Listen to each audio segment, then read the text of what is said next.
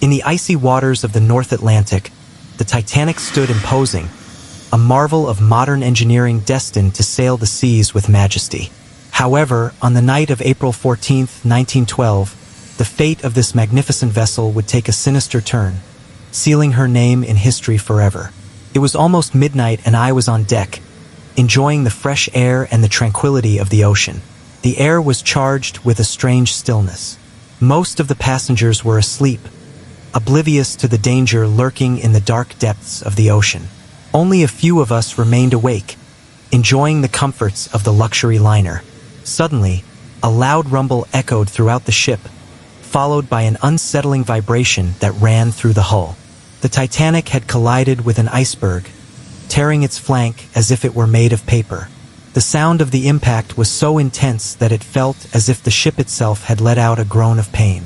Panic began to take hold of me as I tried to process what had happened. Within minutes, the gravity of the situation became apparent. Water began to flood the watertight compartments and the crew went into frantic action, trying to control the damage. Orders echoed through the corridors, and chaos erupted around me. I ran to my cabin, desperately searching for my wife and children. I found my wife in the hallway, her eyes filled with terror. Together, we woke our children and headed for the deck, where the lifeboats were being prepared. The icy air hit my face as we reached the deck. The sight of the Titanic's bow tilting downward, as the icy water of the North Atlantic began to consume the ship, was an image I will never forget. The crew tried to remain calm, but fear was palpable in the air. The women and children were the first to climb into the lifeboats. I hugged my wife and children, promising them that everything would be all right, even though deep down I knew our chances were slim. I watched them sail away in one of the boats, while I remained on deck, feeling helpless and terrified. Time seemed to move forward with cruel speed. The tilt of the ship became steeper and the chaos increased. Cries of despair filled the air as people struggled for their lives. I saw a man fall into the water, his body quickly disappearing into the icy darkness. The radio room, where Jack Phillips and Harold Bride worked tirelessly, was a hive of activity. I watched them send out distress messages, hoping against hope that someone would respond in time. But responses were few and far between. Hope was fading fast. The Titanic's tilt became so steep that I struggled to stand.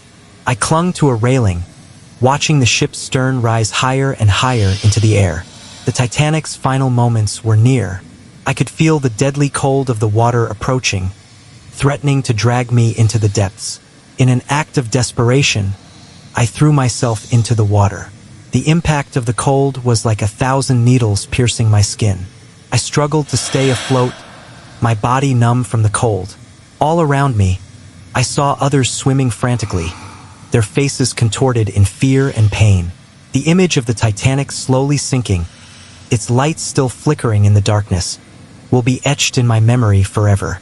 I struggled to stay conscious, my strength waning with each passing moment. Finally, a lifeboat picked me up and I was carried to safety. The last moments on the Titanic were a mixture of terror and despair.